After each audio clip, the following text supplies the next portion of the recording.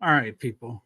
What's up? No, it's been a while since I've been on here, but I figured I'd get on here and give my take on the totality of the 49ers offseason.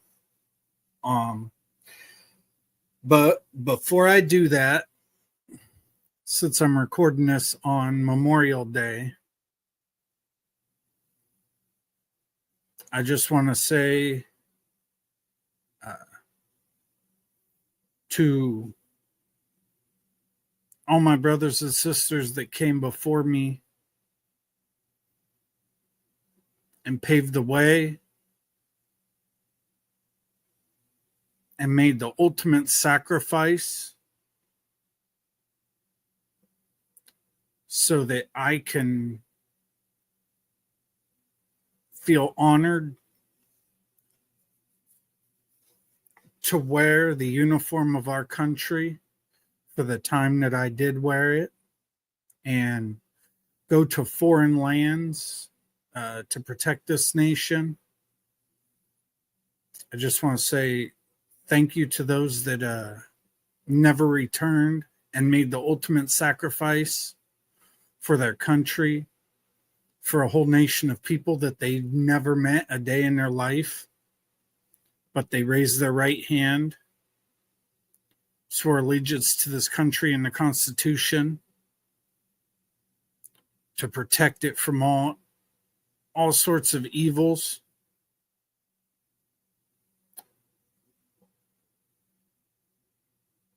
I just want to say thank you. I know that's not enough. You know what those brave men and women did that never got to come home. What they did was the ultimate sacrifice. And, you know, just saying thank you never is enough. But I just want to say that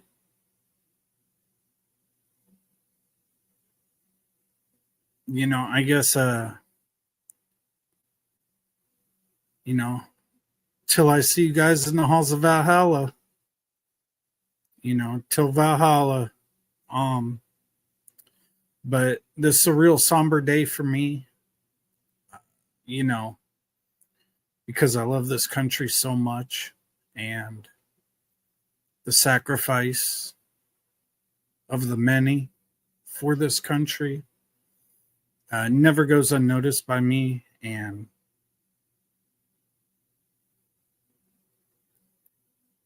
like I said, just wanted to say thank you. And, God bless America. So this will probably come out on Tuesday, so it won't even be Memorial Day. But you know what? Y'all get the gist. Okay, anyway. As you can see, we're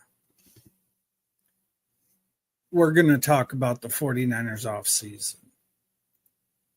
So I am going to give my 2 cents on what I think the Niners did this offseason, how it went, and things like that. So that is exactly what's going to start now. So let's see. Starting off with free agency, Jed said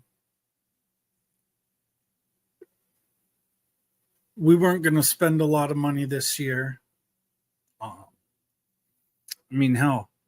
we took on 80, 90 million in dead cap just getting rid of people, with the Debo trade, and stuff like that. But I think the reason he said we weren't spending a lot in free agency was he was tired of getting burned by some of these free agents. We throw a lot of money their way, and then they never come through for what they're paid for. So I get it. You want a little cheaper. It is what it is. You needed I guess they ended up needing a cash infusion. So they sold 6% of the team to 3 Bay Area families for, I think, about $500 million. And then we went and re-signed. Of course, this was after free agency and the draft and everything. I'll get back into all that other stuff. But we went and re-signed 3 of our guys for a lot of money. Made Kittle highest paid tight end in the NFL again, which he deserves it.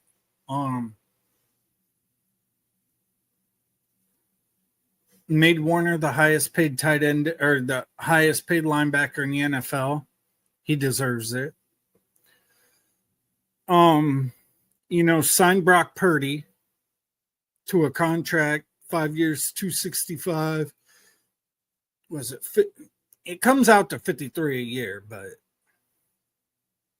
I mean, the only reason it even comes out to $53 a year is like years 4 and 5 of the contract because of the cap hits.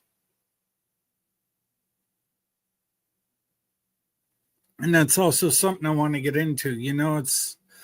I've seen Seattle fans talk about, oh, they love this contract because it's $53 a year, and now the Niners can't sign nobody, and yada yada. You do know, after making Kittle the highest paid tight end, Warner the highest paid linebacker, and Purdy a top 7 paid quarterback, the 49ers still have like $40 million in cap space. $40 million. And for Seattle fans, because I've seen your comments on a lot of Niner videos and stuff like that, and you're, oh, I love this contract, and the Niners are screwed, and I love this contract. I'm going to show you a comparison of the first 3 years, of Purdy's contract and that piece of shit that Seattle signs contract. You guys be the judge and tell me who got the better deal. Okay? Because this shit is hilarious to me. So, here we go. The left is Sam Darnold. Oh my God, this year he's over $4 million more than Brock Purdy. Year 2, not almost, $9 million more. Year 3, $14 million more than Brock Purdy. These are the first 3 years of both of their contracts. These are the cap numbers. So it looks like Seattle, for the first 3 years, is worse against the cap quarterback-wise than the 49ers are. So I don't want to hear shit from a stupid fucking C-Thought fan at all. I don't want to hear nothing from a C-Thought. Nope, nothing at all. You C-Thoughts can stay in your damn lane, because I definitely don't want to hear nothing from a C-Thought. So before y'all start running your mouths, just look. Your quarterback on the left, my quarterback on the right. These are the cap numbers. It's not too bad, because by the time we get down to year 4 and then year 5, we can restructure and lower it and get even a lower cap hit. So I have no issues with this contract at all. I get it. Some people are pissed. Honestly, to me, it came in a few $1 million under what I thought Purdy was getting. I thought he was going to get anywhere between 56 and 60. I really did. I was wrong. They were able to get it cheaper. And when you look over the whole contract, it's good. They got outs. It's actually fairly team friendly. And I'm saying that because the price of the quarterback market right now,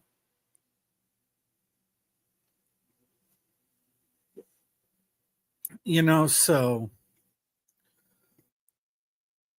yeah, I don't have an issue with any of the contracts we've signed our guys to. And then this whole narrative about, oh, the 49ers lost so much talent. No, we didn't.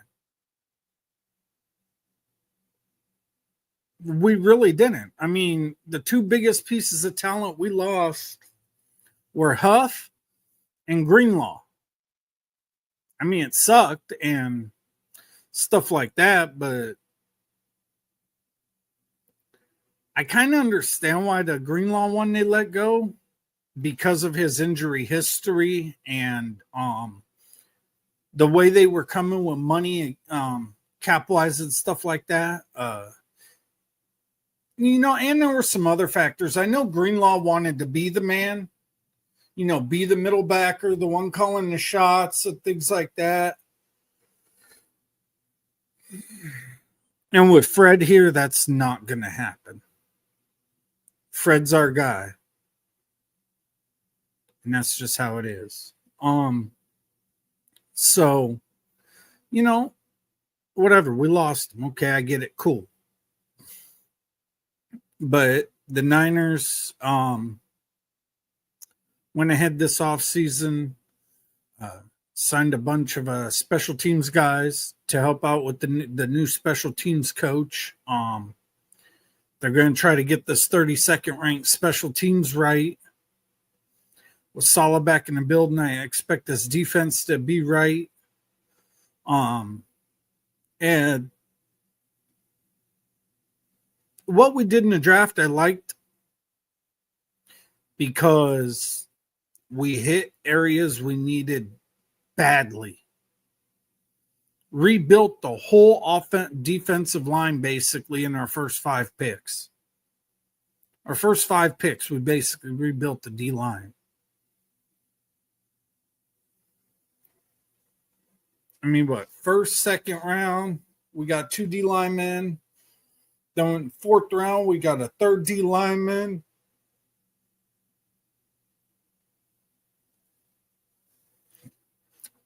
So we'll see how this rookie class shakes out. If it's like last year's rookie class, we'll be good. We got contributions from quite a bit of last year's rookie class. So it'll be pretty good. I like the approach we took toward the draft and the way we rebuilt stuff. So we'll see what happens. Niners got a really easy schedule. I keep hearing in some of these call-in shows and stuff like that, that some of these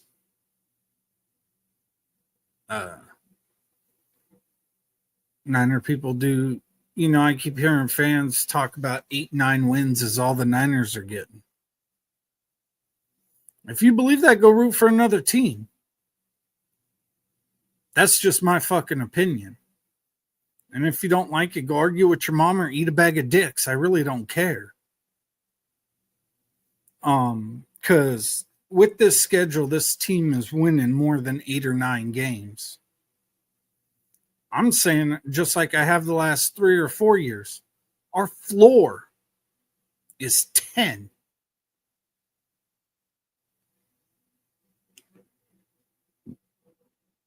Our floor is 10 wins. We got a fairly easy schedule, really easy schedule. Start off with Seattle, end the season with Seattle. We got teams like the Saints on there, Panthers, things like that. I mean, I think the hardest game on our entire schedule, and it's just because they got a pretty good team, is Houston. Outside of that, who is tough? Like tough. Nobody. And people need to stop talking about the Lambs like the Lambs won 15 games last year and they're going to win 15 again this year. It's just a bunch of dumb shit. And it's kind of lame and kind of boring to hear about. I ain't worried about them. I ain't worried about nobody in this fucking division. So, I am glad we signed a veteran kicker to give Moody some competition, but I already think I know how the competition's going to end because the Niners, you know how they always try to save face when they do something stupid. They're not going to, I hope they do, but they're not going to. I don't think they're going to cut Moody because he was a top 100 fucking pick. And yeah, it's just stupid. Just really, really, really stupid to me. I think Moody needs to be out of here. And there's no question about it in my mind. You know, like I said, this special teams ranked 32nd needs to get a whole lot better. So, and the biggest concern I have right now going into preseason and things like that, as far as position wise, it's on the defense is probably our safety position right now because of Mustafa's injury, which nobody heard about until late as hell.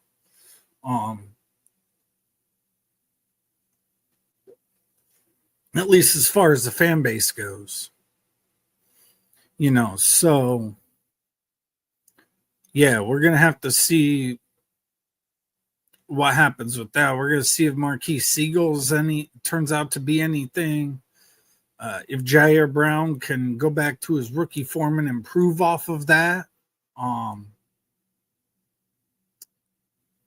You know, I don't know. We'll just see at that safety spot. Maybe Richie Grant. I think that's his name, the guy we signed in free agency. Maybe he can do something. And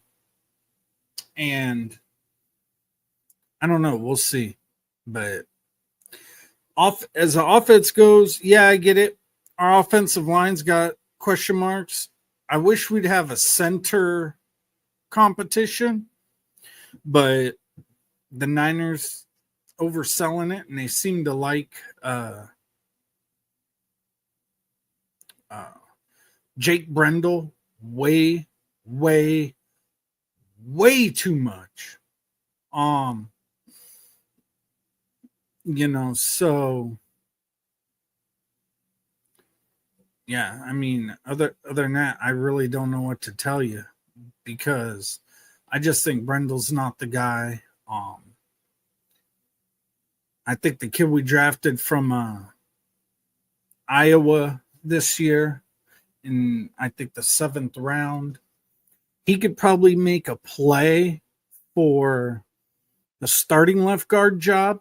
I'm not saying he's going to win it outright. If he doesn't win it right away, sometime in the season he could probably get it. But I think off the jump, he can make it a competition at left guard. But yeah.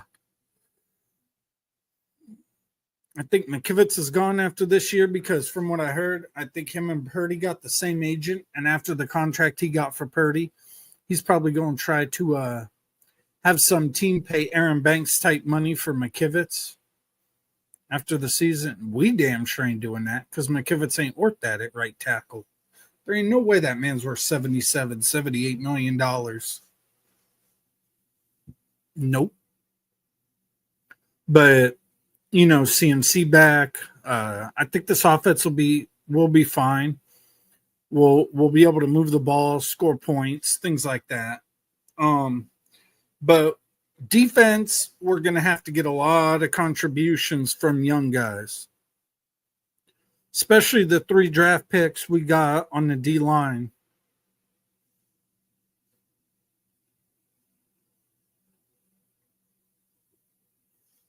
We're going to need them to play early and often and make solid contributions. We're going to need them to play a lot. We really are. So yeah, I mean, overall, if I had to grade this off season, which I don't think I've ever really looked at off seasons like that and given any grades, I don't know. I'd probably go B plus, maybe an A, just because when you take in the totality of it and the way they got these contracts done fast, as compared to dragging the shit out like we have the last few contracts, I'm the totality of everything, and I think we had a really nice draft and things like that. Then yeah, I'm satisfied. I'm happy.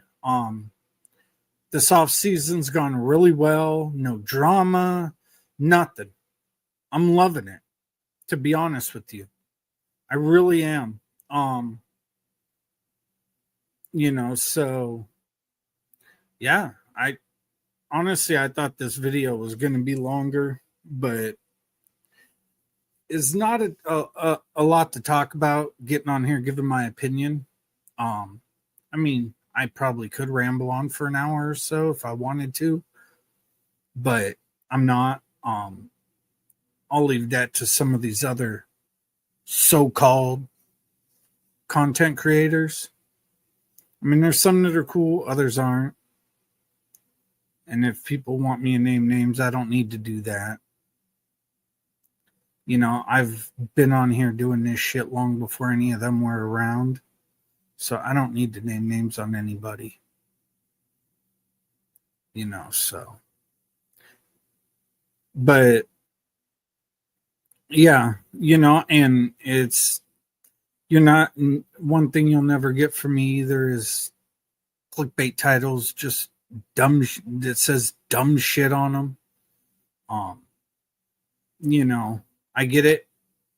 People do that so that people will click and watch the videos and shit like that, but I've never been that way.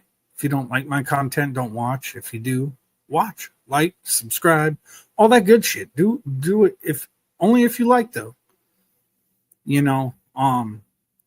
But that's really all I got. So we'll see.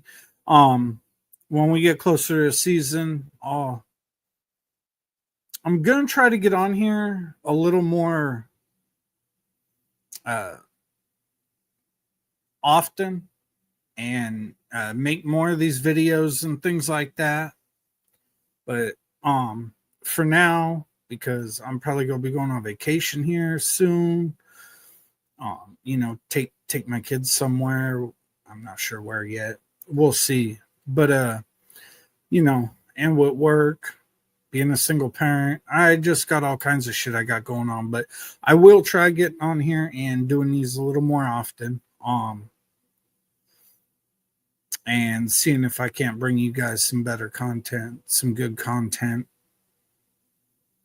So, that's really all I got. I'm not going to sit here and be one of these people who complains over Brock Purdy getting $53 million a year when that's not really what he's making, but okay. I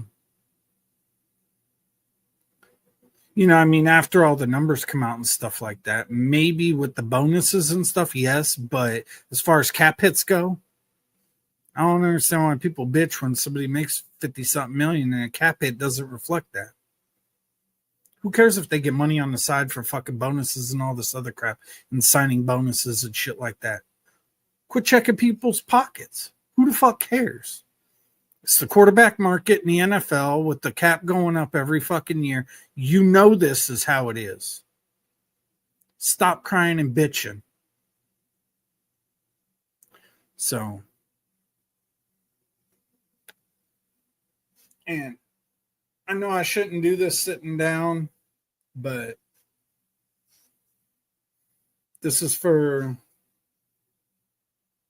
all the fallen out there on this Memorial Day.